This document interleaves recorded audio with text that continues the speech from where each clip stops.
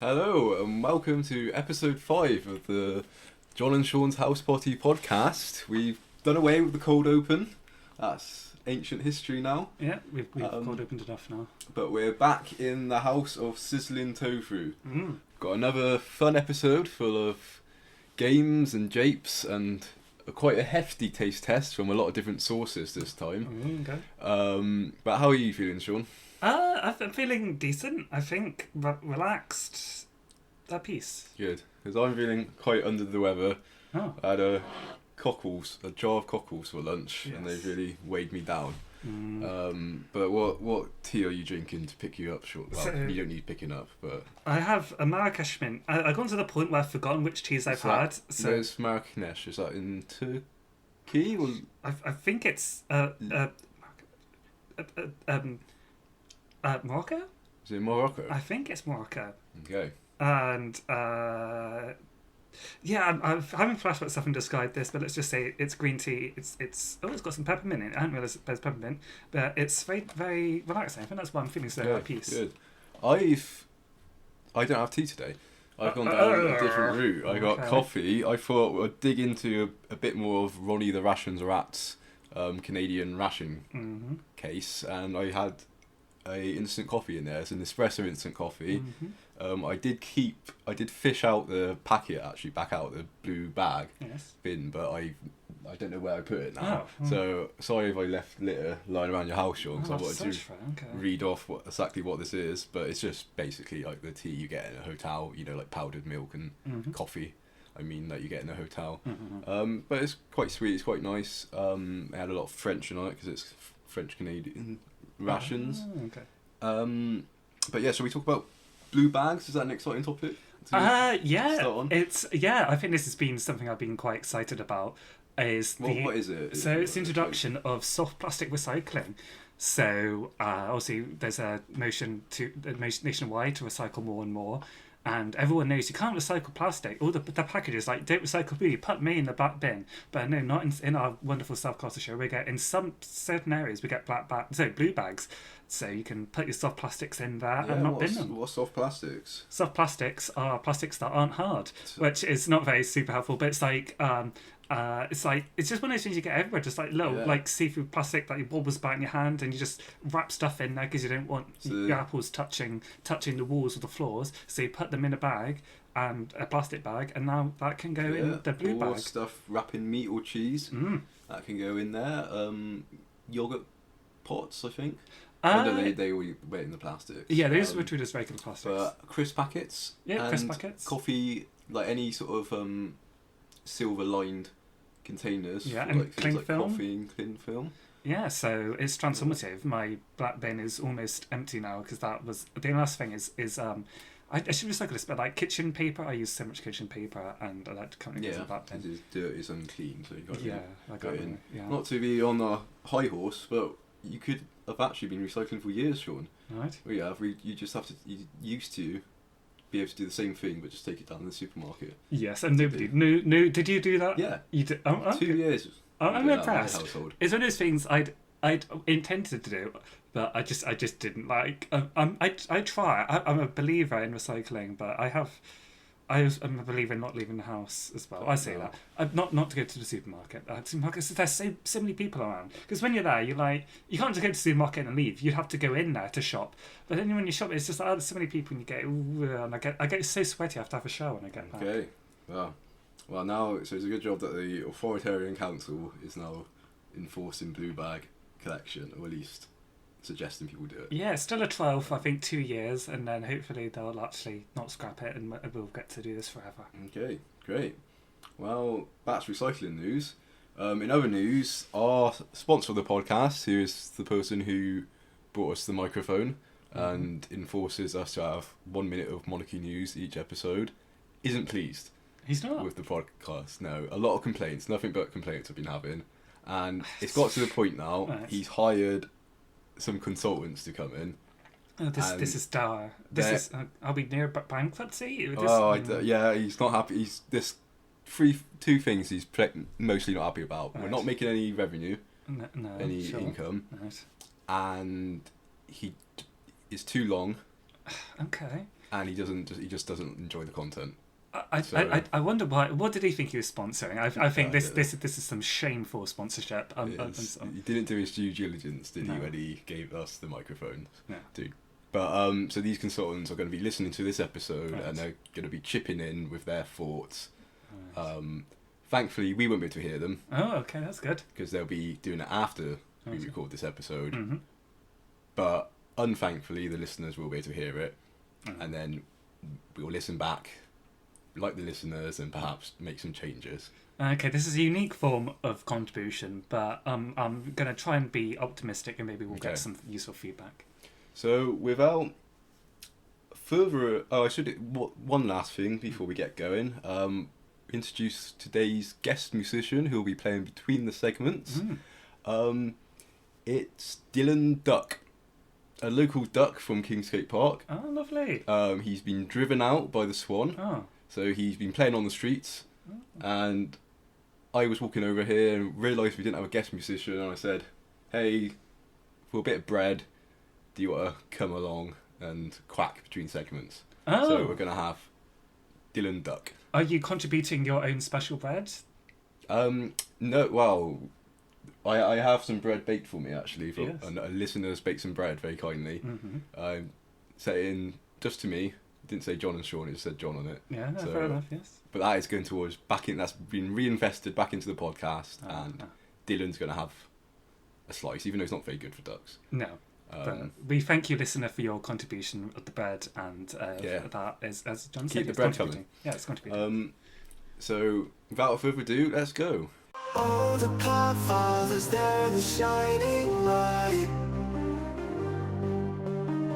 Podcast consulting to make dreams ignite. Hi guys, it's Willie Solansky here, And I am Lenny Lucky. and we're the Podfathers. We're podcasting consultants. Together we have 2 decades of experience in the pod space, That's right, I've been doing this for 18 years. and I've been doing this for 2. And before I was a pod consultant and podcast listener, I was a trained Buddhist and a psychoanalyst, as well as nutritionist. I've been listening to podcasts, and that's how I became a consultant. Lenny has listened to 2,000 hours of podcast a week on average. He listens to different podcasts in each of his ears, and together with Lenny's expert insight and my more diverse experience, we are experts in podcast consultancy, and we're here to help save and resuscitate this dying, pathetic podcast. And we're doing it out the goodness of our hearts, and also for a very large 6-figure sum. Indeed, thank you so much to the sponsor of this show for bringing us in and paying us so much money. I've been in a pretty dire financial situation recently, so this is going to really help pay off my debts. That's right, Lenny. Now let's review what we've heard so far. So already, red flags, Lenny, red flags. No jingle, did not hear jingle. No, the cold open was the one promising thing they had, and it's gone. People love cold opens. It shows that you are trying to be as unprofessional as possible. Exactly. And people love casualness, but also you need a jingle made by AI, not human artists. That's a waste of money, isn't it, Lenny? It is. Also, I noticed 5 minutes they were talking about recycling, but where were the adverts, Lenny? Where were the adverts? Indeed, it's nothing's free here, and they're no, there's no. Where's the money? How are they going to afford to live? Yeah, not a single word from our sponsor, which is dire. So let's keep an open mind, though, Lenny. Atrocious so far. Not a single income stream in sight, but maybe things will pick up. If they listen to us, then there's still potential to save this. Over and out. So we're starting off with a brand new segment. It's Shaun's concert catch-up. Yes, I made a slight mistake in my planning this year, and I ended up going to 3 concerts in the space of 10 days, and it was an overwhelming situation, and I may as well get some content out of it. Is this part of a new initiative to see more live music? It is. I've, in an effort to like work out what I want to do with my life, I have so much time to fill, and I was like, I like music, I should go and see live music. So I did that once last year, and I was like, this is pretty great, I should do this more. So I just kept booking things, and then, yes, so booking mad. I'm booking mad, and I mean, it's a worthwhile endeavour, because I like music, but I very rarely go to a concert. I've barely been to see any bands at all. Yeah, it's good, and especially there's an awareness that like for a lot of people it's very fleeting, like their periods either being stars or a lot of people are getting older and they're gonna die soon, and so I feel some like incentive to go and see them. Of the 3 people you're going to mention getting old and going to die soon. No, and not too soon. There are other musicians I would like to see who are probably close to death. I think the Rolling Stones are still going, but just about. Still rolling. They're still rolling, but I'm not sure they're going to roll for too much longer. Let's not say not all of them, because that's a bit sad, isn't it? Yes, well, but yeah, the ones I saw are slightly on the younger side. So I saw Olivia Rodrigo, then it was McFly, then it was Girls Aloud. So Girls, so let's start with Olivia Rodrigo, perhaps the most interesting series of events, but not actually the concert itself, but the situation around it was. The tour got off to quite a rocky start. Yes. A cancelled show in Manchester, but you saw her in London. Yes, that's right. So, yeah, her Manchester show was sadly cancelled because of difficulties with the arena there. But yeah, she was in London. So I arrived and I was unfortunately heavily sleep deprived because the night before I stayed at a hostel, which was next to a very busy street in a room with 10 other guys, several snorers, and it was extremely humid, so I was rolling about, suffering. Oh dear. I think by 2 a.m, I had to book another place, so then I got up, I then went to work, and I did half a day, I was so exhausted. I then... Hang on, Yes. So at 2 o'clock you booked another 2 a.m. accommodation, and did you leave the hostel? I was like, I don't think anyone would let me in, so I just had to lie there for another few hours. Eventually I think I might have got 2 hours of sleep. And then I just checked out. I was meant to stay there another night. I was like, I can't do this. So I just left. I went to work. I tried to drop off my suitcase at a shop. So you have an office in London that you have access to? Yes, there's a London office. So I tried to drop off my suitcase, and the guy's like, no, you can't, it's not here, you have to go next door, which was shut. I look at the booking and it's there. I was the right place, but I was like, well, he doesn't want my suitcase, so what am I going to do? So I had to book another place to drop my suitcase off at. Then I went to the office, I attempted to work, I just had to leave. So then get into this other accommodation. I was like, I can at least sleep for the afternoon. So I go in, I lie down. There's a school outside, all the children are running about screaming. There's a helicopter flying over, someone's mowing their lawn, and the guy who runs this place is like hoovering around. So I just lay there in bed crying to myself. And in the end, I got no sleep. I then just had to get up. I went to McDonald's and got a cup of coffee and like a burger.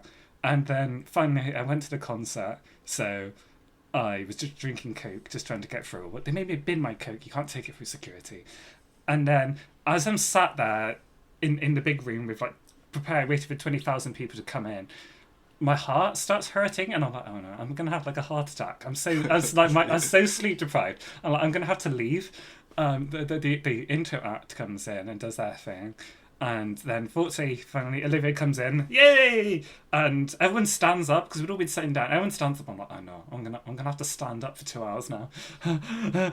But I did it. She sang. She was incredible. It was one of the most exhilarating periods of my life. It picked you up. It picked me up. My heart problems went away, and I did have a minor fright because I had to pay £5 for a Coke, for a single serving of Coke. This made me very sad. But at least the music was incredible. She was incredible. I was actually very surprisingly close, about maybe 15 metres away from when she was closest. Almost reach out. I could almost reach out, yes. I didn't, but I guess I wiggled my arms about. But yeah, anyway, she sang a lot of songs, and we all sang it badly. And there was a bit where she was attached to a moon, like a crescent moon, and then the moon went up and swung over the stage, so everyone, well, not over the stage, over the audience, which was scary because it's like there's like a pit, and if she were to fall, she could fall. She was strapped on, but if she did, she'd fall into the people. But then she waved at everyone. We waved at her, and then she went away. Magical evening. Yeah, and then I got the train home, and I finally slept, and then I worked again, and then I went clubbing, and then had to work again, and then I came home, and then that's the first of 3 concerts. Right. Concert number 2. Number 2. I then saw McFly. McFly came to our hometown. So you don't have to travel so much. I didn't have to travel. So there were 4 performances that day. There were 3 intro acts, and then McFly. McFly were great. It rained, so I didn't have an umbrella. No, I did have an umbrella, but it was so many people around me. I thought I'd whack someone. I did whack someone, and they were a bit sad, so I had to just not have an umbrella, just stand in the rain. But they sang songs. Some of them I knew, some I didn't, but they were still like cheery. Were the supporting acts anybody you knew? No, one of them was like bands, a local from Chipping Sudbury who was in The Voice, but he didn't win The Voice, but he was there. And then there was a group from Cornwall. And there were another group, but I didn't get to see the other group because I went to get a cup of tea, and the queue for the cup of tea was so long I just missed most of the performance because I was just wanted tea before McFly got on. I did, so I got my cup of tea, and then McFly were there, and yeah, they sang songs. They good on them. Wow. And then, I went back to Manchester. Well, not back to Manchester. Back to the first time. Walked around for the day, and then Girls Aloud. They sang songs. I was a bit further away this time, but one of them is no longer with us, so it's meant as like a memorial to her. Plus, they were fundraising for cancer research, so shouted out to her a few times. They played like clips of her singing, and then they'd sing, and they'd have let her play her bits, and we all sang to the songs, and then that was over. That was another very big room, I guess. It was huge rooms. Yeah, 20,000 people. You're like, wow, there's a lot of people in a room. The other event that night got cancelled because Nicki Minaj was playing at the Co-op event, but she got arrested in Amsterdam for trying to smuggle drugs, so she couldn't make it. So I saw some of her fans at the train station, and they were sadly let down by Nicki. But yeah, thankfully my event was not cancelled. He's got a big spiteful grin on his face. Yeah, he's talking about those disappointed fans. Yeah, it was really funny. I went to Leeds the next day for something to do. And sad to say Leeds was a very disappointing city. I left early. There wasn't much to do. I went to the museum, walked around, and then I had a roast at a local establishment, and then I came back. Very good train station. It's like the biggest train station outside London, and so that was the one thing it did have going for it. Oh. But then I came home, and that's the end of my concert tour for now. Wow. I've booked another concert for later this month. Oh, so next episode we'll have more of Shaun's concert catch-ups. Indeed we will. Just the one, hopefully. Oh, the Podfathers, they're the shining light. Hi guys, it's Willie Shalansky back again. And I'm Lenny Lucky, back to give some more advice to our hopeless duo. We're the Podfathers. So this segment, Shaun's concert catch-up, I think it was called. Something like that. Guys, you need to start beef with these famous artists to get trending. You shouldn't be saying positive things. You should be fat shaming them. You should be saying their set sucked.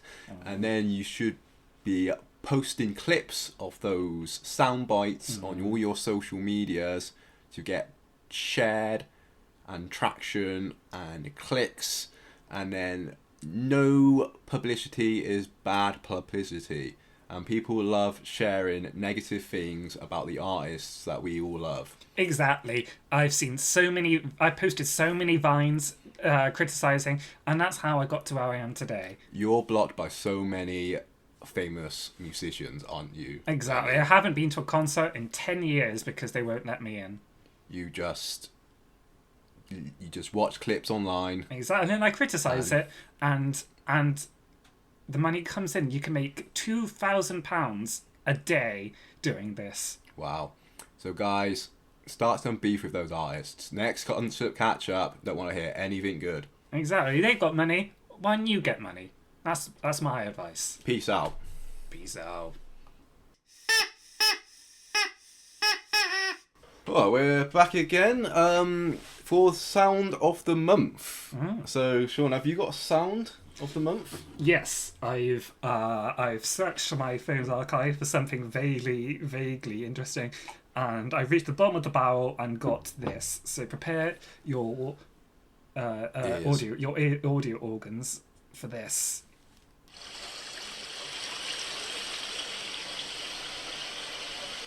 What could that have been? It's a bubbling brook or a drain. Not quite. That was a cacophony of water fountains. Wow. I went to a garden centre on a hunt for plants. I didn't buy any plants, but there was some water, and that was the water. Would you ever have a water fountain inside? No, it sounds like a lot of work to keep it. I assume you need to get it like plugged into the mains, and I think that'd be bad for my water bill. So, and on top of recycling, I guess it being better. The water does cycle around though. But it's still, there must be energy. There must be electricity, presumably. Yeah, probably and electricity. yeah, that's not greatest for the environment. So, and in the spirit of that, I will not. But I am tempted. I like other water fountains. I like looking at them, but not having my own. Okay. Well, I've brought along a song this time. Oh, okay. I'll play a little bit of it.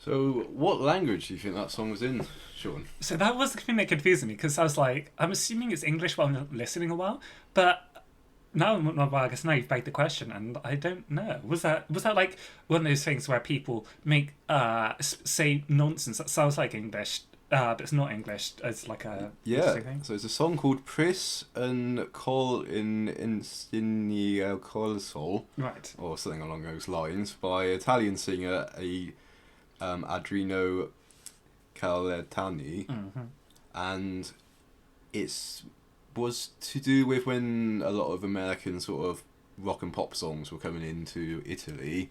It's sort of a parody song of them where he was singing a lot of gibberish, but it was made to sound like a sort of English spoken in an American accent.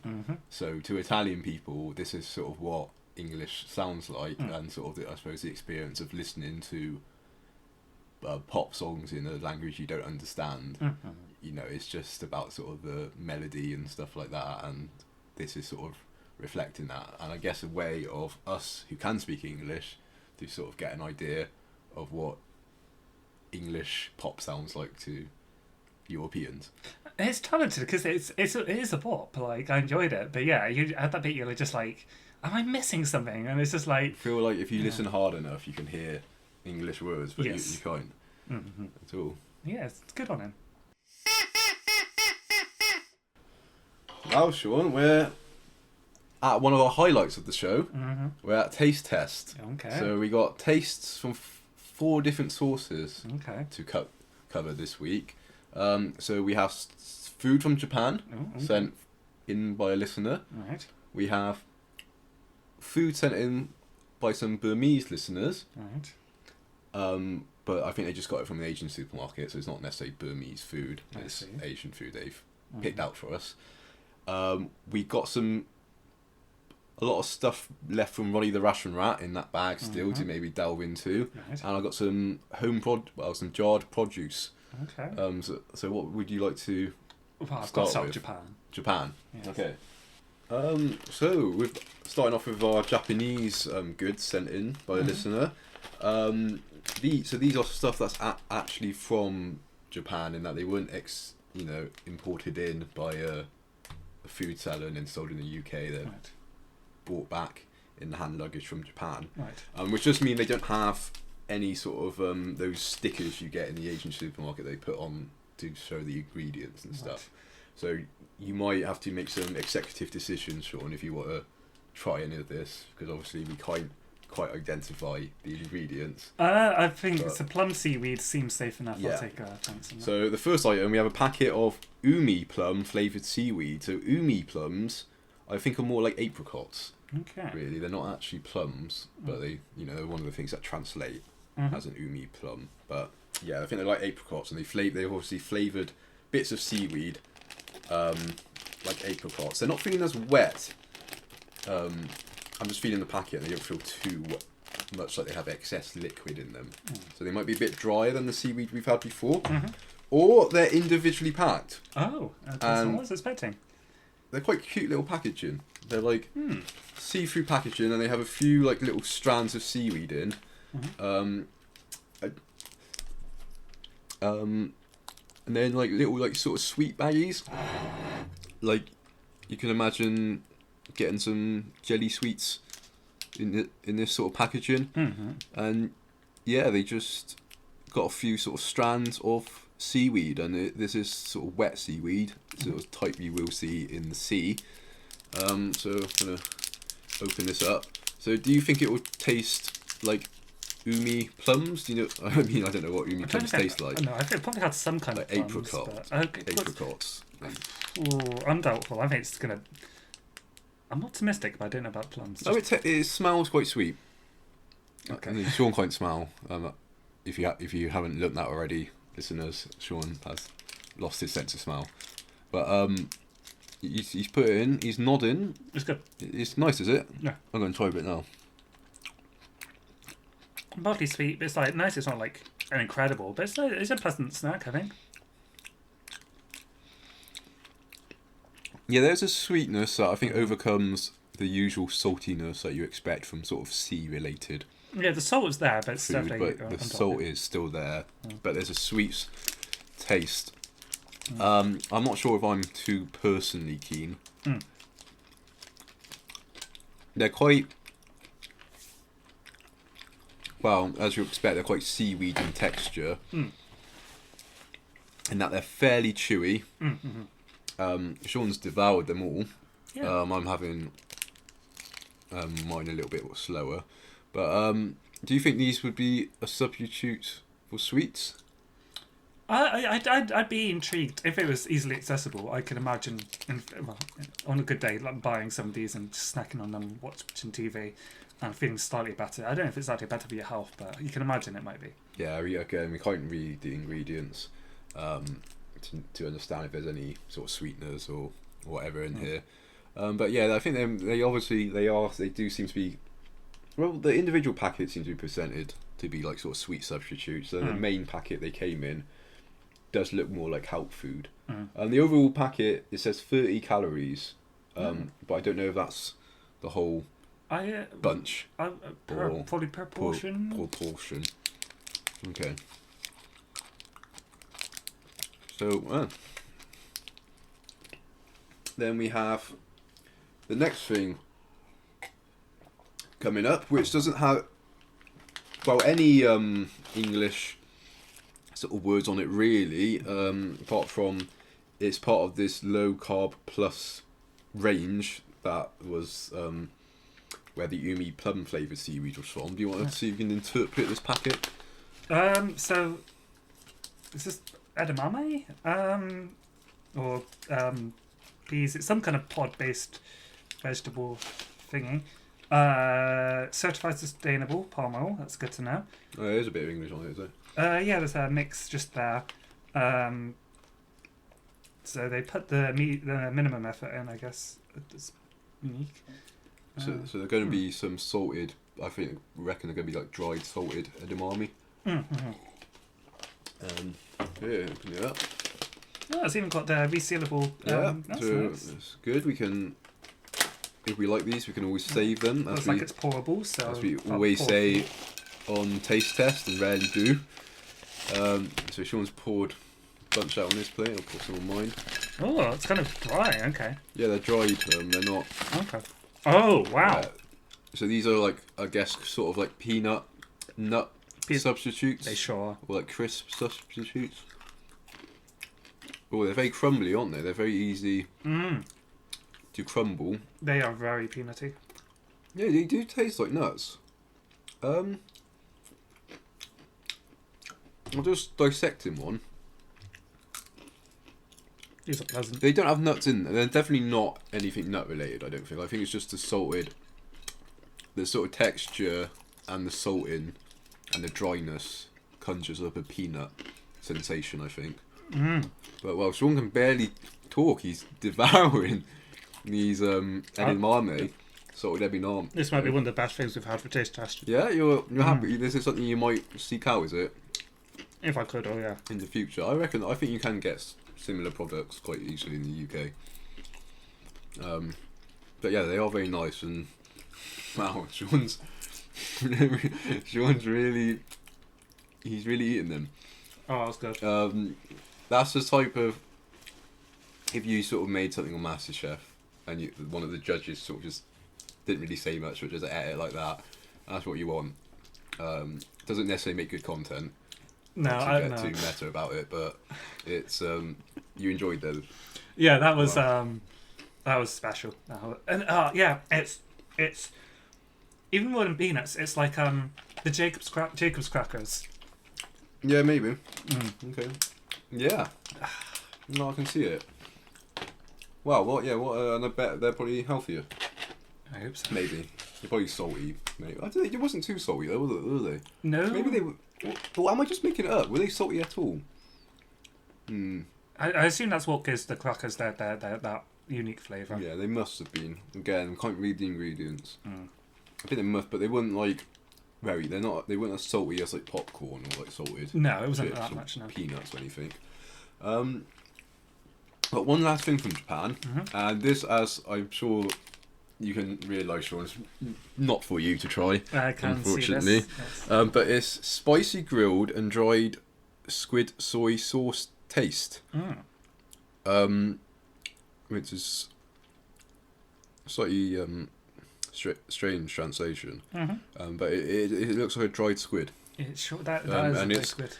I think to sort of conjure up the idea that it's soy sauce flavoured, they have it on like a soy sauce platter, like a mixing platter used to mix soy sauce with like wasabi. Yes, but it's dry enough that like it's not like dripping flat. in it. It's flat. It's like, dehydrated, you could say. So I'm gonna tear it open. I don't know, because this is again travelled from Japan, and it's been in storage for a while, so I don't know if it's gonna quite look like the cover. We'll see. Alright. Okay, here it comes. Oh. Okay. Can you pull the legs out to get the authentic experience? It smells. Oh yeah. So I'll unfold. It's folded up somehow.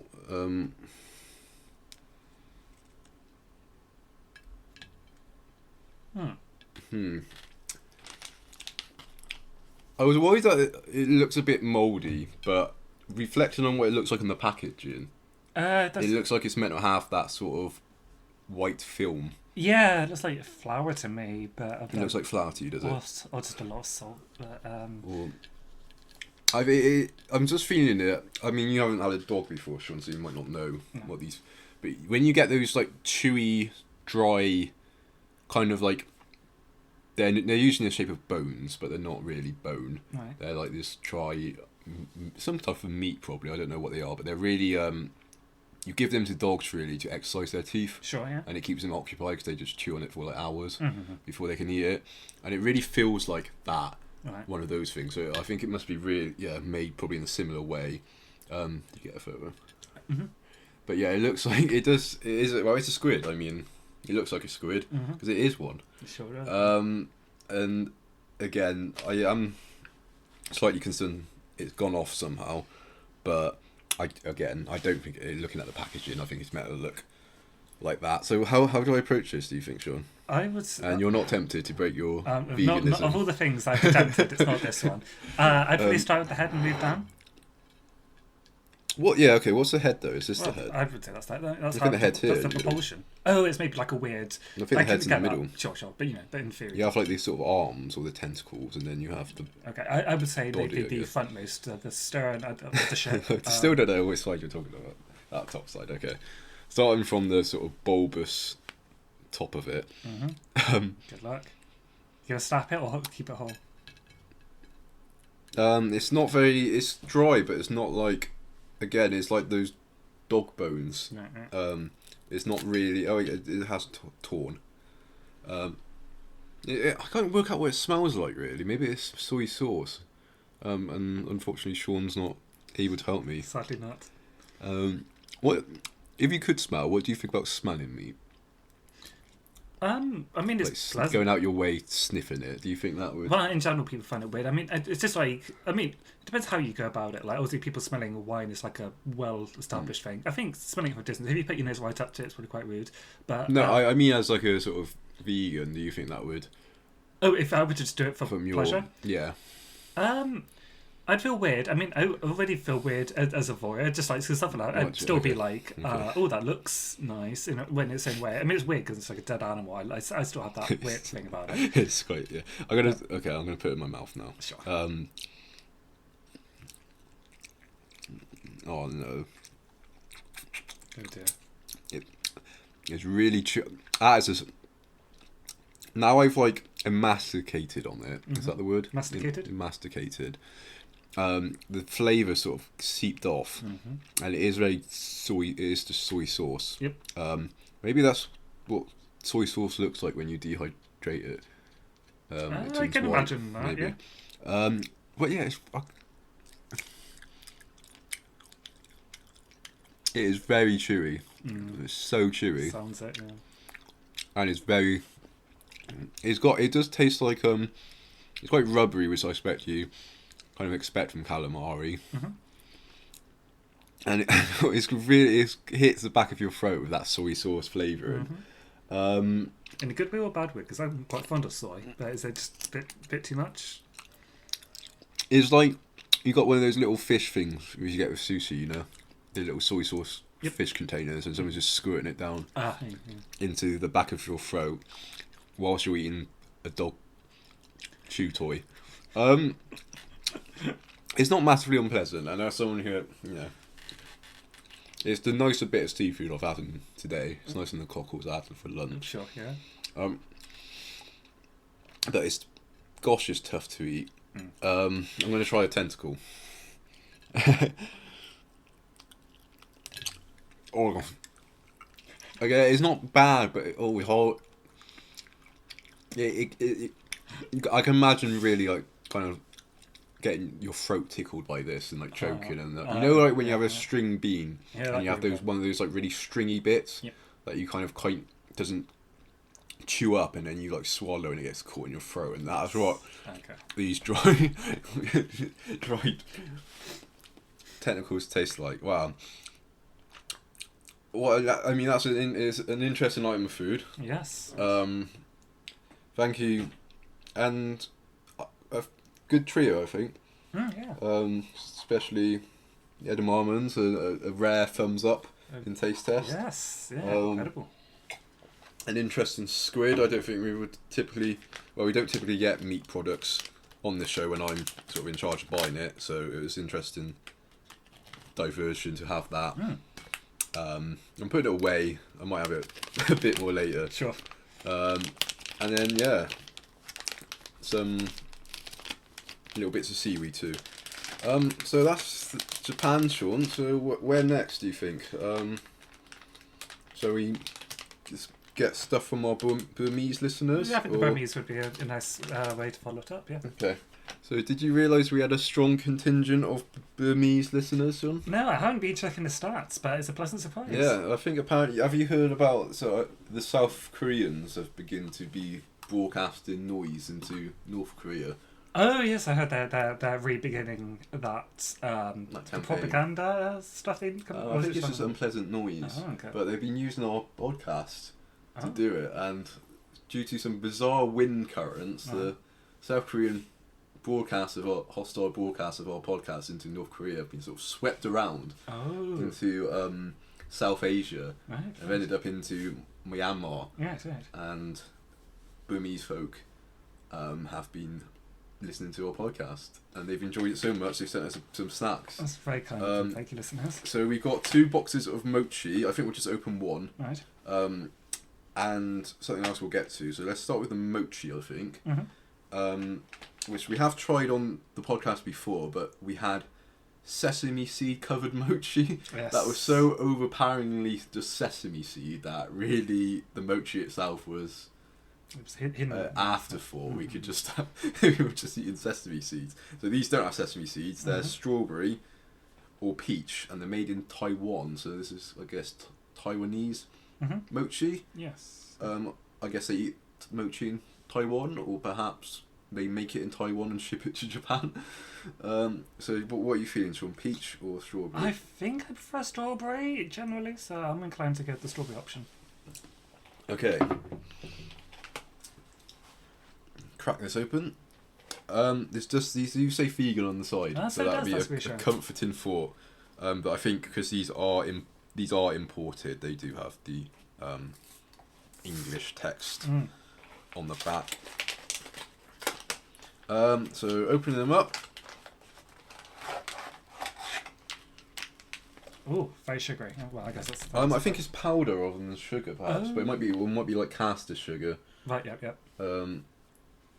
Yeah, it does say it is probably sugar, Shaun, sorry, but it's not like trying to convey. It's like really fine, powdery sugar. Yes. It's not like sort of more crystal sugar, I guess. There.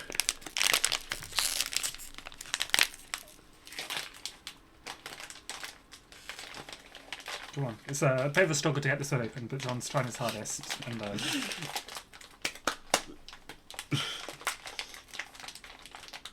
oh dear, Shaun, you got your sword in the corner, Shaun. Do you think the sword will... unfortunately, it was blunted on a train, so... okay. Try a teaspoon. I don't know. Oh, he's trying with a pen. Oh yeah, I pierced it with a pen. Nice. Okay, we're in. So they come in little like cupcake wrapping things, yeah. What do you call these? Cupcake holders. Yeah, there must be like a term, but like a cupcake. I don't know what to call it. Yeah.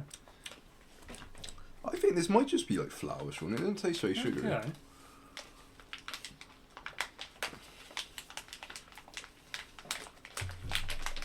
Let's get this up. Okay. There you go. So, they have quite, because they're like, well, mochi, of course. They're quite soft, so they don't have the rigidity of like a cupcake. No. So when you pick them up, they really like squeeze. Yeah.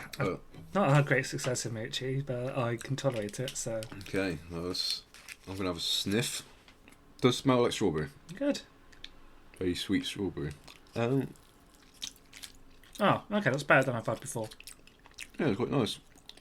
Yeah, I don't like it. It's I've had very runny ones before. It's all just slopping about my mouth. This is more together.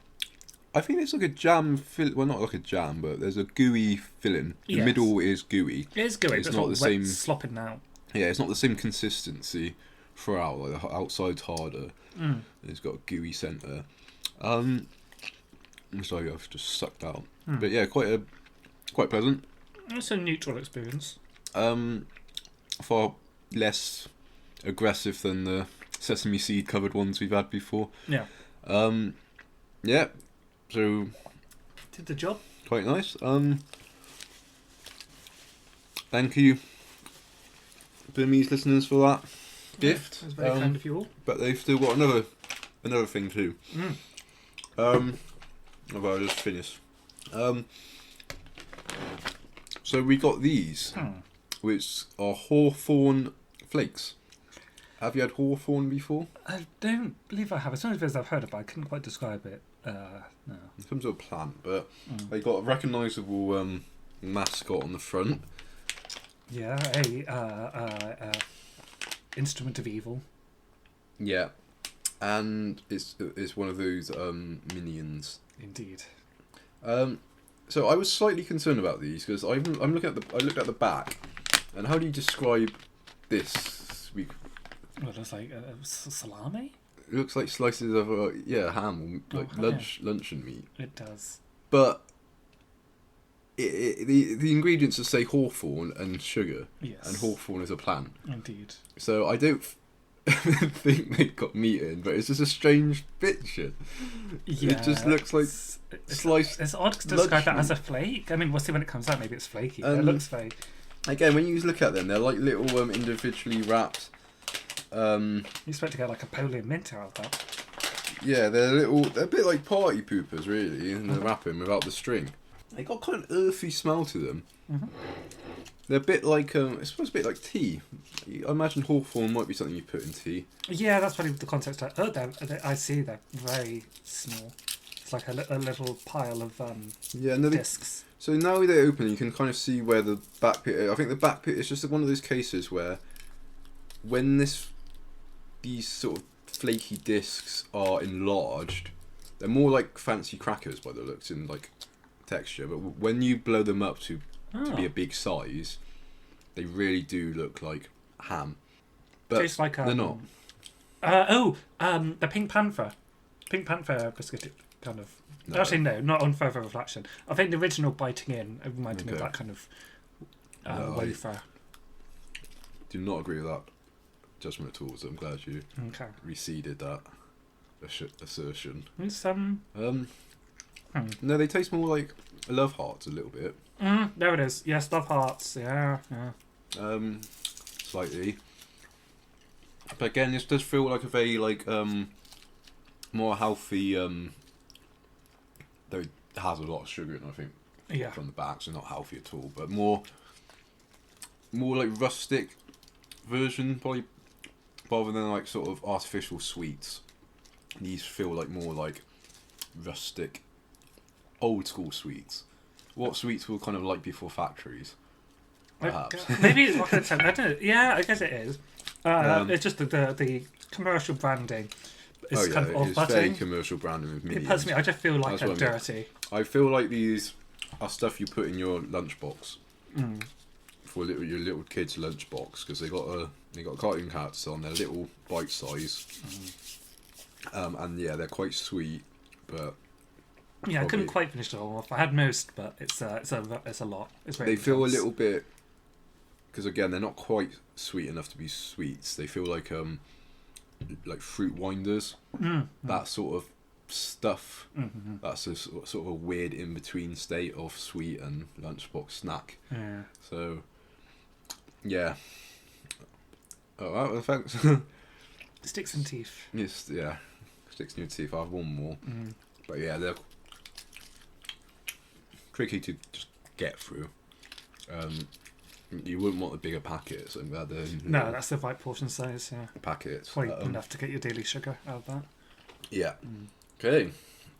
Where next then, Sean?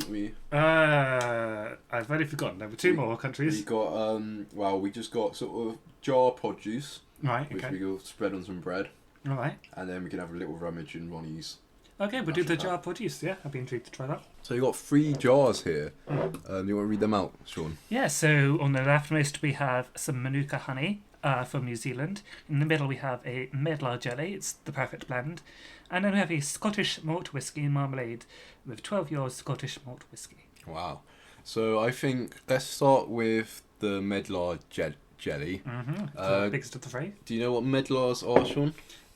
I do not. I've not come across one before. So they're kind of a fruit. They're quite a British fruit. Right.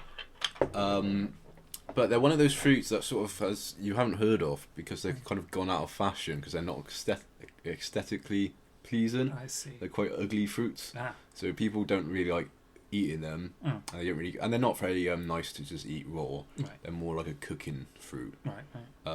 So because people don't really eat them that much, and they don't look appetising, they don't really get grown anymore, and then because no one grows them, they're quite Nobody eats them. It's rare, a bad cycle. and then so that's why you might not have heard of medlars. Right. But we got some nice bread, the same bread sent in by a listener that we're feeding Looks very appetising. Dylan Duck. Might need a little bit on its own. But Oh, wow. That's good bread. but we're going to be using that to dollop a bit of medlar jelly onto it. Yeah, very viscous, blocky. I'll work on spreading it slightly more evenly with a bit of rubbing with the back of the teaspoon. Okay, yeah, it's getting there. The smell of the bread, sort of, the fresh bread sort of overpowers the medlar smell. Okay. But it's quite sweet. It's quite a sweet smell when I smell the jar. Right, let's prepare our nashers. Yeah, wrap your taste buds around this. Ah, yeah, it's a good combo. It's very sweet jam, Okay, yeah. as you expect. But yeah, I think if someone, if you're in a bed and breakfast and you're having some toast in the morning, I don't think you'll sort of notice this isn't necessarily strawberry. No, I certainly wouldn't. I just take it as or whatever bread, yeah. jam.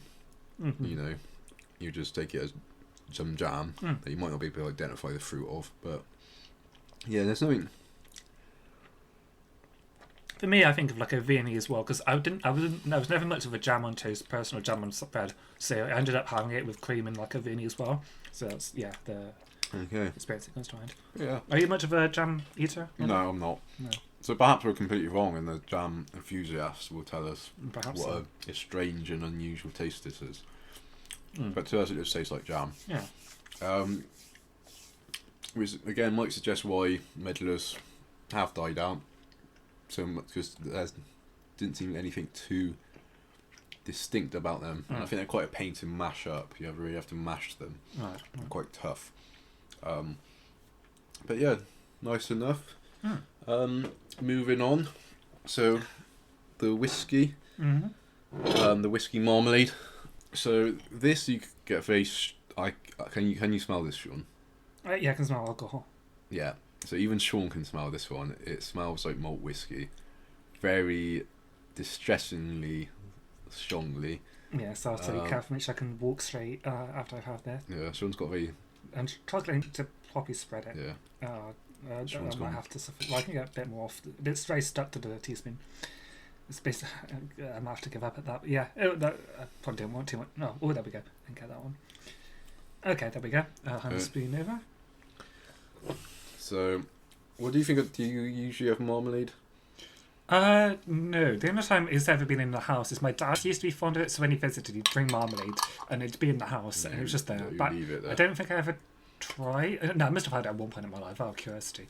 But it's not a thing I ever stretched to eating by choice. So beloved character Paddington Bear likes marmalade, but I don't think he has malt whiskey marmalade.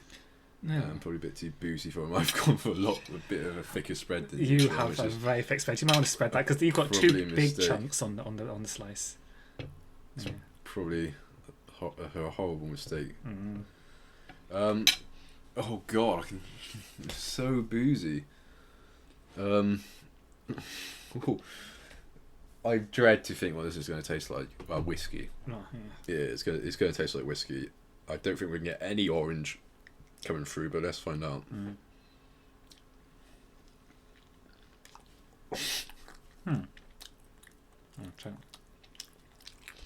It's alright. Oh, I mean, you've got a lot more than me, so it's alright. Yeah. Okay. It's like a slight bite to it. Oh, I think that's horrible.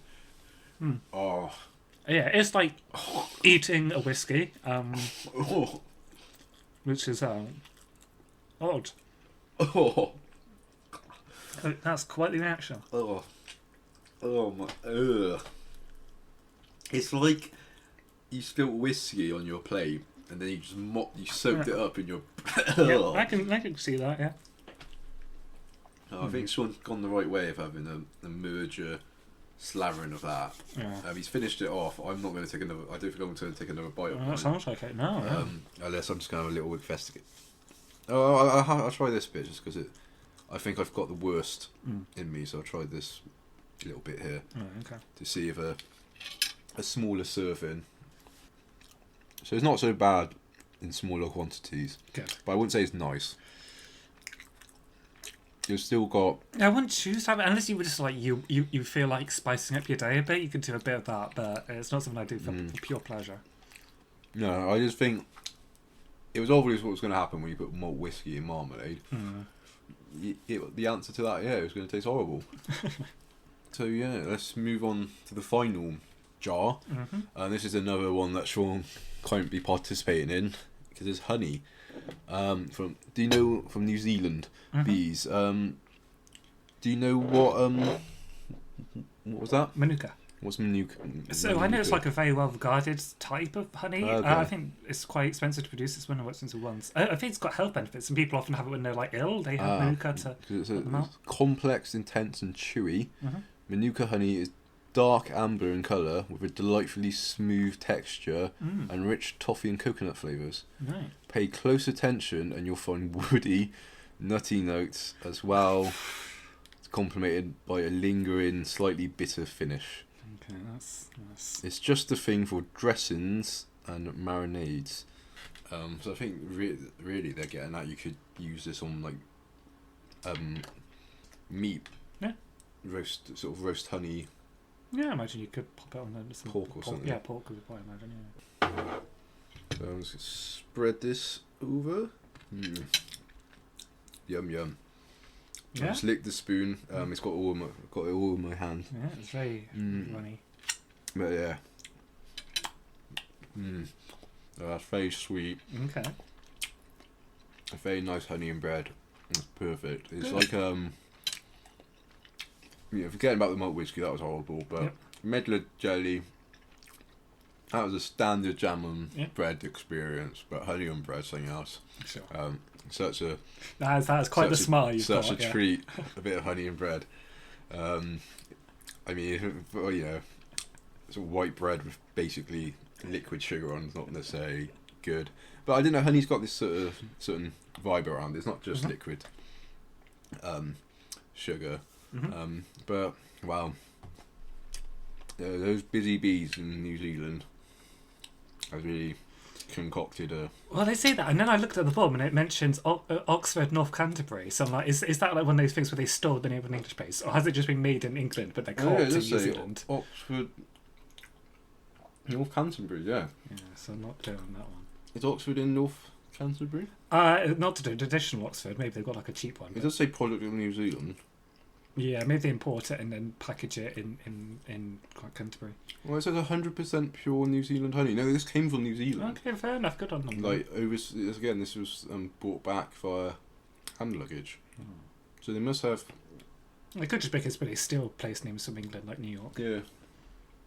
Yeah, I guess so.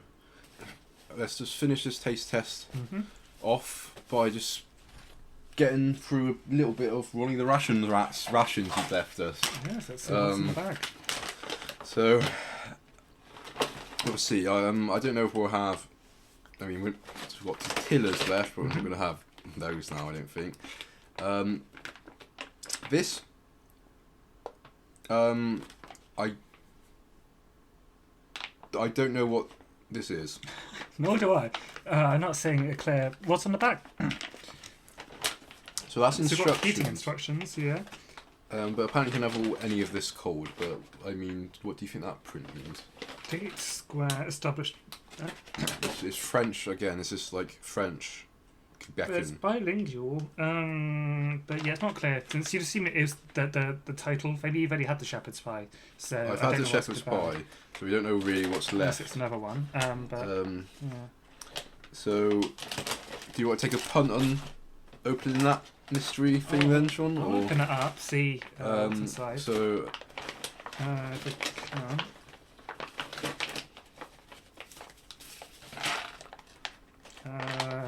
This is a difficult one. Oh, crikey.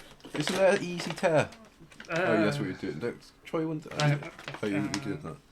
I'm not the strongest. It might just be my weakness. Okay. I'll leave it for you. Try in a second. Okay.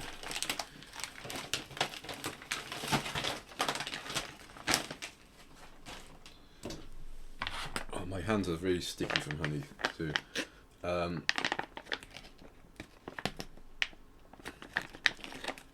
Okay. So what's your bet, Sean? What do you think this is going to be? Pastry. I think it must be pudding, yeah. Oh, yeah. Because some it sort could of be pudding. Because we've had the apple shepherd's pie. Mm. I had that. Yeah, it's pudding. Oh. It's some sort of It's like spotted dick, I think, or something. Right. You think? Or date pudding. Look at that. Oh. Um, What an appetising lump of calories. yeah, no, it's like sticky date pudding or something. This could be made with This is the sort of thing you can make with medlar fruit. Mm-hmm. As we discussed earlier. Do you want half? I'll leave it to you. Yeah, you don't. You're a bit afraid it might have Yeah. milk or something in. It's a possibility. That kind of thing can be vegan, but I don't know. Let's not risk it. But yeah, I would say it unlikely because they do. I think egg and milk aren't necessarily the most unperishable thing. But yeah, Sure. I think this is a. Oh, it says date square. Oh. So this is just made from dates, I think. Right. Yep. Yep. I'm gonna. I'll just take a little bite of it. Sure, yeah, it's solid enough for that. Oh, Oh dear, that's it's fine. It's just very.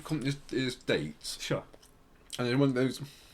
It's like a fruit cake, but it's pretty much quite a solid layer of dates. Yes. This is designed to be the most compact and filling food. Yeah. You know, each mouthful. This is like real life equivalent of is it Lemis bread or Lamish bread from Lord of the Rings? Oh yes, the way you could like last a week or something. I can't remember. It was a long time. One nibble as a meal or something like that. Yep. So this is like real life equivalent. It's very solid. Yep. It's not unpleasant, but it's just quite a strong. After just having honey and bread, Yes. it's quite a wake up call. Yes. I feel like this is designed to fill you up and to bung you up. I think you have one of these, and you're not going to be pooing for a while, or it might have the opposite effect. I don't know. You have to understand your ration kit. Because it's like different ones at different times, so you plan it out, right? Yeah. So you have ones that make you sort of not have to defecate for quite a long time, and then you have other things that really like flush you out when you sort of can go. Yes. But I think this is a bunger upper. But yeah, not bad. But yeah, this is just for like calories. You're not eating this for pleasure. No. But you're not probably eating much of the ration pack for pleasure. But I just imagine eating this after the shepherd's pie. A very hearty meal. Yeah, well, no, they must be separate. I don't think you could. I mean, I guess if you eat a small enough portion, you can make both work. But boy. Yeah, that's all right. Actually, I think it was just the fact that we've had mochi and honey and other more sweet things that this just came from quite a shock to the system. But now I'm digging in. I'm still taking bites out of it. You are. Yeah, it's not too. I'm just getting whiff of that squid though. That squid sat next to me, and I'm just getting soy sauce sort of whiffs. Yeah, soy can be pretty distracting. But yeah, wow. Well, thank you, Ronnie. We've still got a few more stuff in the ration pack. Yeah, I was impressed how full up it still is. We can dip in another time. I think apparently the peanut butter is very nice. Oh yeah. So maybe we can one episode. I'm quite fond of peanut butter, so we'll get the tortillas out and put peanut butter on them. Yeah. I think there's jam in here too. Okay, yeah. And we'll try the jam, and then there's some like sports drinks and vanilla drinks. Okay. So yeah, that I like powder, and you add water, I think. So I think that was a taste test. It sure was. Do you think it was our grandest taste test yet? No, but I think but I think it sits well among its peers. Okay, a good one. It was quite a. It was a nice taste test in that really. This was like listener or guest generated items. It was, yeah. We had a lot of contributions from the fans, and I think that does spice up in its taste test has caught on, and soon I might not have to go into an Asian supermarket ever again. Yeah, well, I think that's quite sad. It's one of the things I wish I did it. I should do it because it's always a fun thing to do, but it's just I'd never think to buy anything. I'd be too scared. Here's the challenge, Sean. Right. Next taste test. Right. Why don't you go into a supermarket? Alright, I'll write it down. Get some stuff in your basket. Alright, I'm noting that down in my little list. So that's locked in, isn't it? Yeah, it's in my little black book. All the Podfathers, they're the shining light. Hi guys, Willie Sorowski here. And Lady Lucky back for some more advice. Yep, we're the Podfathers. Taste test section. Guys, you really need to. You should not be eating any food unless if the food brand is paying you to eat it. Exactly. This is free advertising for these companies, and the lost revenue amounts to millions. And think of the tax that on this podcast that could have gone towards funding the country, but that money just wasn't captured because it wasn't sponsored. That's right, Lenny. You need big brands. Forget about these Hawthorne and what have you. Get Coca-Cola, McDonald's, Audi, Wendy, Tootsie Roll. Get the big brands on here. Get them to pay you money and then say good things about their products. That's what you need to do. Though, one positive thing I'll say, Lenny. Oh, yeah. Right. I liked that you got the listeners to send this stuff in. If you're not getting sponsored, at least get the listeners to fund it. Yeah, that's good. Good point. Yes. Always get the listeners to pay. Speaking of getting the listeners to pay, guys, you really need to set up a Patreon. Yeah, Patreon, and I suggest at least £40 per episode. I'd say 50, Lenny, but 50, you're the expert here. No, it's a bit high. 40 for now, 50 next year. You rise up. £10 50 every year. You get a pin badge. Oh yeah, pin badge. 70, you get. Stretch goals. We've got stretch goals. Yeah, here. stretch goals. Different levels, different tiers of subscription. You get a cameo, 2 seconds, 2-second cameo. And with these different tiers, you can name them, so the lower tiers will feel bad, and then you can insult the lower tiers on your podcast and make them feel like they need to upgrade to the higher tiers. Read their names out and say mean things about them. Exactly, Lenny. Wow, peace out, guys.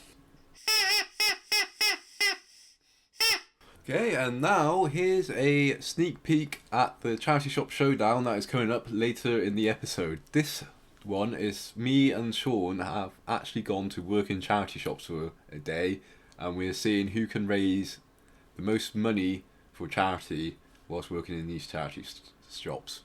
So let's go to it. Hello, is this a charity shop, dear? Yes, welcome. This is the local golf club charity shop. We're fundraising for the golf club. It's been open for 150 years, and we're working to keep it open. I got a bag of stuff for you, dearie. Do you take Xboxes?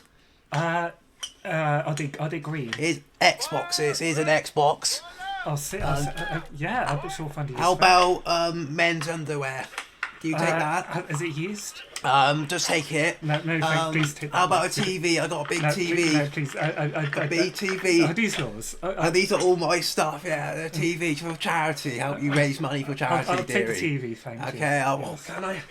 Can I hide in your back room? Let's go in your back room. I need to come with you. I'm just going. No. Just let me. Shh. Hey, it's a woman just been in here. There's a woman just been here with TVs and an Xbox and... I can't Is that my underwear on the counter and my Xbox? No, that's mine. I just brought it in earlier. You just brought it in because my girlfriend just walked in on me with someone else, and she's just grabbed all my stuff in a bag and she's trying to flog it to charity shops. Can you believe that? I've just been to Bernardo's to pick up my slippers. Right. And now I've just been running around Blue Cross. She's left my toothbrush in a Blue Cross. I see. This is very interesting, but I've got some customers over there. I'm sorry, could you please leave so I can go I just said, are you sure that lady has not given you those Xboxes and TVs? I would be very aware. And that underwear. Because it's got my name written. I can see my name on a label written on my underwear, stitched in. That's my name. That's your name, is it? Dave. Your name's David too, is it? Yes. Can you see my name badge? You see? Where's when you're not wearing a name badge, pal? You're not. I am. It's like that. You're not, mate. You're not. I think you need to get some glasses. I'm sorry. I think you can't read and you can't see my name badge. Fine. I'm sorry, but please, I'm going to have to call security. Okay, I'm out of pal. If a lady comes in with an Xbox and TV and their underwear, and I'll write down my number for you. Before you leave, would you like to buy a teacup?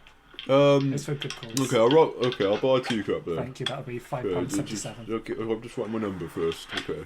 Okay. Right, here you go. Thank you. Okay. Well, yeah, remember, call me. I'll call you. Just put that in the bin. Oh, thanks, dearie. Thank you. Covered me there. You're welcome. What was all of that about? He's a scoundrel. Been sleeping around, and I just thought I'm just gonna have a bit of revenge and just take all his possessions and just give them to charity shops. You said they were yours. I'm sorry, we can't accept stolen gifts. Oh, really? Yes, I'm afraid it's against. I thought you were covering me because I was asking them for them back, and you told them. Well, I have some decency, but I guess unfortunately, I just have to take these to the Oxfam then. Fine. Take these to the Oxfam then. Bye. Goodbye. Oh, the Podfathers, they're the shining light. Hey guys, Willie Solansky back at ya. And Lenny Lucky here to give you guys some luck. Yep, we're the Podfathers. Now, guys, amateur move, guys. Charity Shop Showdown is your premiere segment. Only good thing about this show. That should be behind a paywall. Exactly. We spoke bonus about content. Patreon earlier. You should be putting Charity Shop Showdown Patreon exclusive. Top tier Patreon exclusive. And you should 2% of that money should go to the charity to give back to the community. Now I disagree with that. Is that right? Lenny, no. I was going to suggest going down a different route. Is that so? And not doing charity shops and Charity Shop Showdown. Oh. You should do hustling, independent business to earn income for yourselves. That's what I'm saying. That's good. It's a nice side hustle. Content and extra money. Side hustle showdown. Oh, yes. Or passive income showdown. I like it. You guys should be renting houses, landlording. Good money. Setting up vending machines. Should be investing in portfolios. I've heard good things about them portfolios. You should be turning your creative hobbies into income streams. That's what you need to be doing, guys. Forget the charity shops. No one shops in charity shops. It's all people don't go into shops nowadays, guys. They go I got it. You buy a charity shop and you turn it into a casino. Casinos, guys. That's what it's about nowadays. And that casino needs to be an app. Yeah, you go in and there's nothing in there, just a phone, and it's on a wall and there's an app on it, and that's how you gamble. And then you leave. I like what you're thinking there, Lenny. That's why you're an expert podcaster. Yeah. Peace out, guys.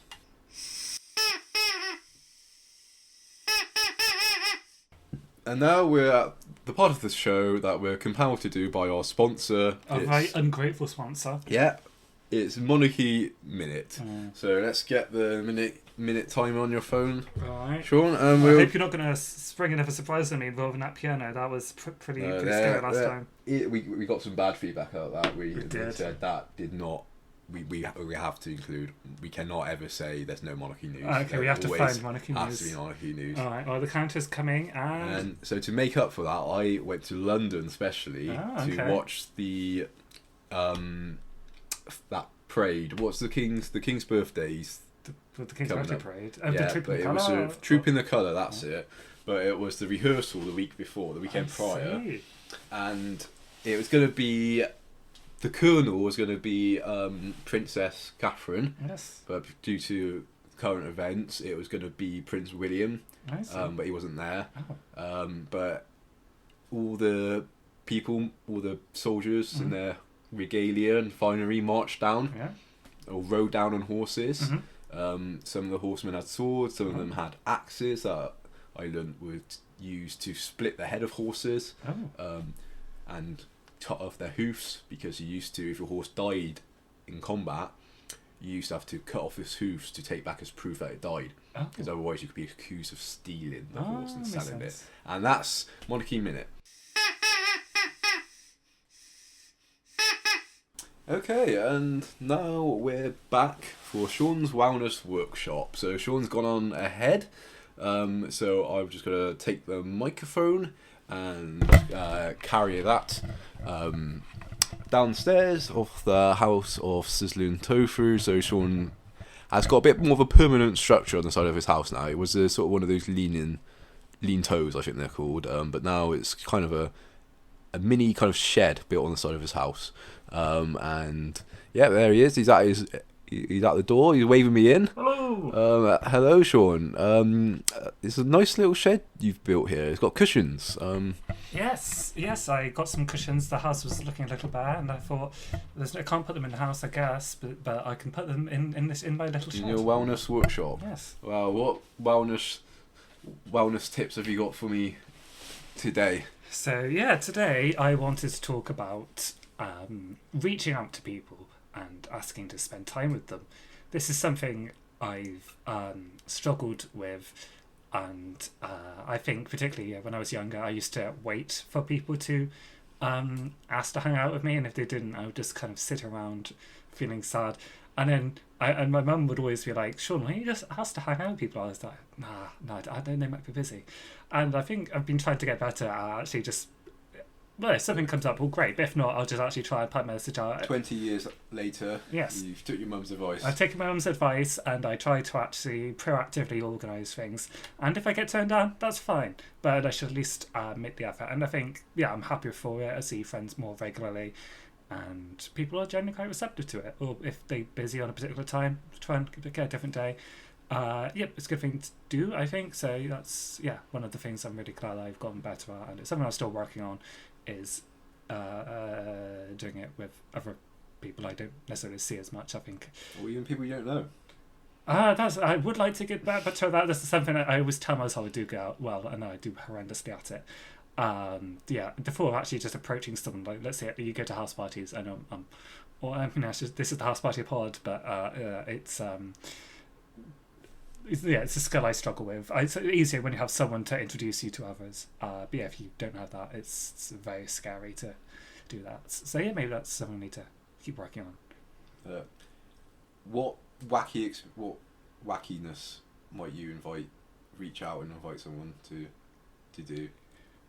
What's the most daring reach out, do you think? The most daring reach out? Jumping out of a plane would be pretty daring. I'm not sure if I'd had the guts to do it. It'd be interesting maybe invite people to like mini golf. I think that would just be like a nice kind of out of left field part. So if it was someone who like doesn't usually golf, it could be interesting. Or actually, I could go to an actual golf course.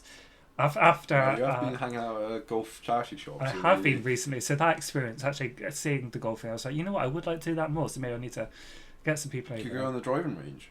Yes, I've experienced. I've been to the one at Thornbury. Unfortunately, when I was just volunteering here, I wasn't actually able to go out. I had to stay in the store. But I have used the driving range, and I did terribly. So I would be intrigued to go again and try and do some better shots. Wow. Thank you, Shaun. You're welcome. I hope that advice calls to you. Another valuable bit of advice and to add. You listeners hopefully get something from that. To Shaun's Wellness Workshop series of top tips. And now we're going to return to the house of sizzling tofu. Oh, the Podfathers, they're the shining light. Hey guys, Willie Sorowski here. Lenny Lucky here again for some more advice. We're still chilling and listening to this podcast. Now, yeah, I think we might need some more money. Having listened to it this far in, I'm getting pretty tired. How about you? Yeah, we will be invoicing for extra expenses because we really did not realise that this podcast was going to be so awful. I've had 6 cups of coffee, and to be honest, it's giving me a migraine, which is just making the experience worse. Or maybe that's just the sound of their voices. Exactly. Couldn't say it better myself, Lenny. So this segment, Wellness Workshop. Guys, if you got some sort of wellness or exercise or diet plan that needs to be packaged and sold. Yeah, it's like the gloop, right? It's you need to do more of that. You need to put it in a pill. You need to sell it. and then you can create an online course, and that stuff. Online courses with courses and horses. Exercise plans. Yes, exercise those throats and get the pills in, and buy the slippers, and you have yourself a package which you can charge even more money for. Exactly, and then you can advertise that on the podcast of Wellness Workshop. Vertical integration. You just advertise your Wellness Workshop package. So think about that, guys. You know what? I'm in a good mood now. I'm good. I'm glad to hear it. You can have that one for free. Yeah. We're not invoicing you for that bit of advice, no, I'm sorry. I think this is a bad idea. I'm sorry. You get a discount on that. £20. £20. £21. £21 for that bit of advice, guys. That's cheap for us. Yeah, it is. Yeah. So yeah, make sure on the condition that you do implement it. We will be watching next week. We won't be watching, but we will be getting our lawyer to watch next week at 3% of the profits. And if you don't incorporate a wellness workout plan, then we'll be charging you full price for that bit of advice. And I don't know what that is, but it's going to be a lot. Yeah, peace out. Okay, and just to sort of end the show before we get into listeners' letters, because we have Dylan Duck here doing such an excellent job, he's actually brought along a few bird-related things. That it's going to be a little game. Right. You just have to guess what country these 3 bird objects come from. Okay. I don't know how well this is going to work. It's just Dylan just sort of thrust them on me, and he said, as well as the bread, we need to include this little segment. So I'm going to give you 3 objects. I'll show you 3 objects, and you're going to just describe them and say, guess what countries you think they come from. So the first is a cockle, I believe. Got kind of heart-shaped blobs on it, and then lots of smaller dots. It's got yellow feet on kind of a blue pedestal, I guess you could say. It's greenish tail. It's and what does it remind you of? A cockle? Nando's. It's Nando's. But where do you think? I mean, do you think that's it could be a Nando's product? No, maybe someone's ripping them off. I think someone's ripping off Nando's. Unless it's. Oh, wait. Is that so when the staff come to check that you're happy with your meal, there's like a rod they'd stake, and I think that's on that, maybe, or maybe it's the picture. But that's what it makes me think the thing they pull off when they've checked that you don't need to get a refill of your drink. What country do you think that's from then? I mean, I only know them here, so I'll just say the United Kingdom. Okay, you're going to the United Kingdom, first one. Yeah. Here's the second little object. Okay, that's I'm trying to know the term for it. So it's a kind of bird with a very long beak that's bending down. Normally, I imagine that'd be to get some water. So it's like on near a lake, and it's bending down, doesn't want to fall in. And then it's got like a little brown thing it's standing on. I imagine it's like a little mud bank. It's a tough one to name. Trying to think of, I guess I have to think of your recent excursions. Assuming you got it there and it wasn't fan mail, I would go for. I wouldn't base it on that. Okay. I didn't get it myself. You didn't get it yourself. Okay, in that case. Yeah, I have no clue what the bird is. What does it look like? Like, if you had to say that bird looked like something else. Well, the thing that comes to mind now, at that angle, is during the plague, with the plague doctors with the very long things in their nose. Okay, fine. Yeah, that's the only. It's a plague bird. It's a plague bird. So, but then I just end up saying United Kingdom again, which I can't do. So, I'll just say France. France. Yeah. Okay, and the last one, I got my thumb over a part of it. Oh, okay. This is a postcard with a green bird with a yellow beak, and it's got a camera around its neck and it's flying, and it's over what looks like, it's like when you go to a park and then they have the a cafe barn with like some toilets. You go in. I'd say it looks quite a rustic traditional home, but yeah. It's rustic. Yeah, I've seen. I think Cheltenham had like a little hut like that, and they were selling cups of tea in there. Then there's some animals and outside. Chickens, and looks like a dog there. Presumably, it looks like the dog watching over. Goats, I would say. Goats, yeah. And then what looks like French, but it's not words I would understand. So just change there. Is my attempt at it. And then Canada. Is it Canada? Was that like a pub in Canada? Because it's Canada. You change the air might mean a change of air. Wait, say so? A change of air. Okay. Yeah, you're escaping the city and you're going somewhere for a change of air. Country air. Fresh country air. Yeah, so... I should maybe change and say this is France, and then say the second item is America. Okay, well, let's go through them. So the first one is from Portugal. So this cockerel, Sean, is not ripping off Nando's. It's the original thing that Nando's the original thing that Nando's has appropriated as their brand image. Right. But he's actually a folk character in Portugal, where basically he helps someone out of a tight jam. Right. Where I can't remember the full story, but it's something to do with this guy's been accused of something, and he said, "Well, if that chicken dances after you beheaded it, then I'm telling the truth," or something like that. Or they said that because they didn't think it would happen. So they beheaded this cockerel, and he danced around the place. Sure. And so the guy got off.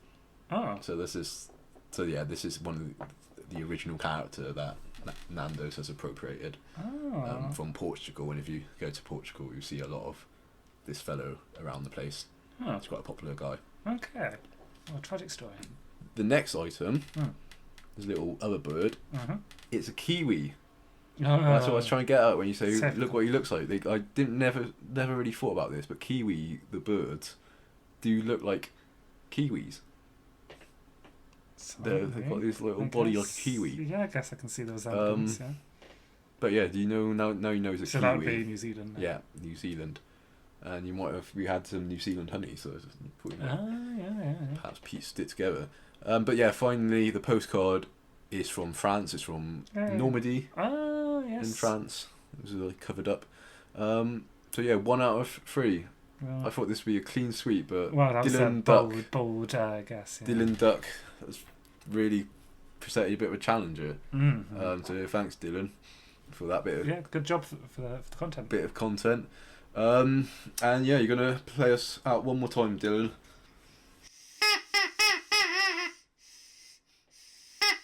Okay, Sean, that's the end of the podcast. Oh, we did it. We did another episode. Good to be back. Episode, and I hope those Podfather consultants are happy. Do you think they have any advice for us at all? I don't know what they could have to say. I'm almost inclined not to even bother listening back, really. No, I'm not going to listen back either. No, I think we'll just put the episode out and they'll say what they have to say, but I'm satisfied. I can't imagine the episode of being any better.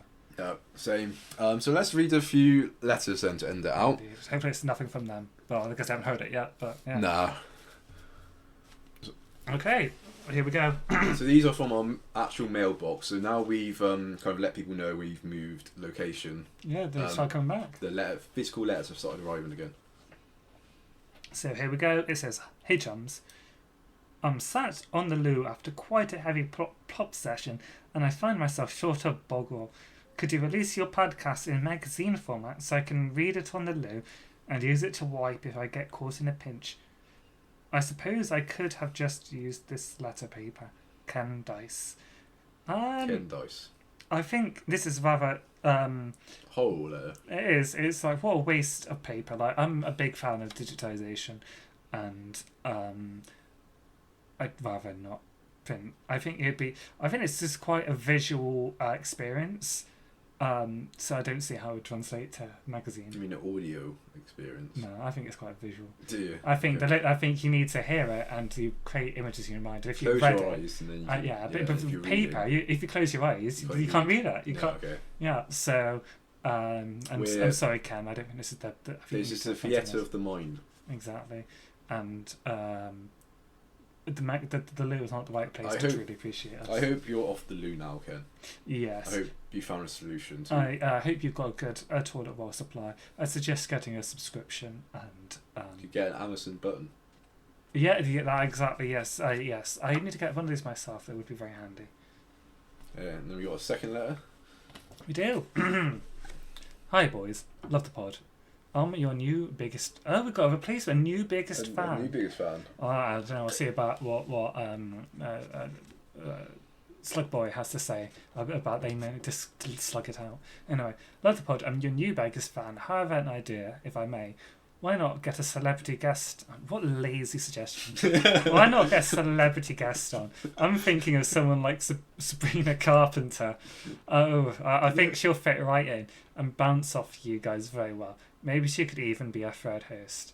Yob Gulls. You Sabrina the Carpenter, do you? I am aware. I do keep up with the culture. She's got a new song, and I think an album come out. But she has a song called Espresso, which some people seem to like. Do you think that's do you think she'd be want to be on the podcast? I'm not sure. And I she could be. I think it might be good for like her career. Like, good for her career, but we're helping her out. yeah, I think there's a lot of like I've seen like musicians who like go on. There's like a chicken shop show where people go have an interview where they eat chicken at a chicken shop, and it's just a way of being more authentic. So I guess there's like authenticity. Yeah, there's coming no with us. offences to us. 'Cause, Yeah, you know, we are sat in the house of sizzling tofu. we are Nothing on our podcast is fake. indeed, Everything is genuine. absolutely. So yeah, it'd be good. It could be a good move for it. So maybe I am that coming round to lazy the idea now. that lazy suggestion's going around. I mean, it's quite tight squeeze. We found that out when we had Shay on as a Yeah, guest in. I think we would. Episode. Maybe she could offer a location for us to record rather than. Yeah, maybe we could record from her place. Yeah, I hope it wouldn't impact on your authenticity too much. But No. something we'll get in Not touch with bad. her So agent. who was that from? That's some Yob Gulls. Yob Gulls. I believe so. That's a strange name. Yeah, I don't want to insult our listeners, but Yep. it's they might want to complain to their parents. I don't know. I mean, noticed something a bit strange about that name actually. If you It's I'm afraid I'm not good at passing alternative meaning words. I was gonna write it backwards. Oh, I see. It's so Yob Goals is Slug Boy backwards. I realised. Yeah, now you mention it. Because we did tell Slug Boy not to give any more suggestions. We So call he's it. created I a think. pen name, hasn't he? Well, it's just when I was coming around to it. I think I need to backtrack. Yeah, Sabrina no. Carpenter isn't right fashion. Sorry, No, if we didn't notice that, Sabrina would have been on episode 6. exactly. But no, I'm glad you noticed just in the nick of time. Then, I was sorry, just Slug about Boy. to call, but How embarrassing if we did take a Slug Boy suggestion. I think we'd have to shut it down. The shame of it. Oh, well, do you have a part in joke, Sean? No. No. Okay. Oh, the Podfathers, they're the shining light. Hey guys, it's Willie Solansky here. And Lenny Lucky here for the last time for now. Thank gosh that we've got to the end of the podcast. I thought it would never end, Lenny. Yeah, I can finally go and get some sleep. We can finally sleep. Well, like, Lenny, we're getting on a plane because we're DJing at Ibiza this weekend. Oh, that's this weekend? We're flying out to Ibiza where we're going to be mixing some digital tracks on our Spotify playlists. Yeah, right, yeah. Oh dear, I bet I deleted my Spotify account. Lenny. The premium is so much money. I'm It is gonna have to re-get it because we might need to use the ad tier. I hope the listeners don't mind. That's fine.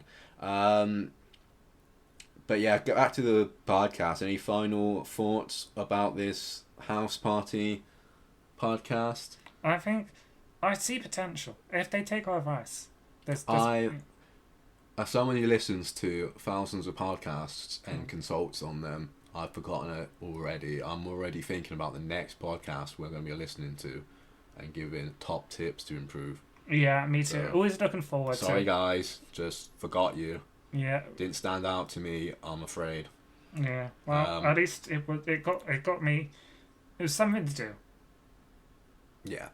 So, closing note, if you listeners have a podcast that you think needs improvement, and let's face it, it does, then hire the Podfathers to come on and give you some top tips. Peace. Peace.